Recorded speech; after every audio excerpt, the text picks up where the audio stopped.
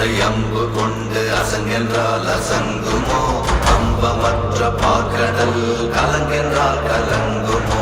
இன்பமற்ற யோகியை இருளும் வந்து அணுகுமோ செம்பொன் அம்பலத்துளே தெளிந்ததே சிவாயமே ஓம் நமச்சிவாய ஓம் ஓம் நமச்சிவாய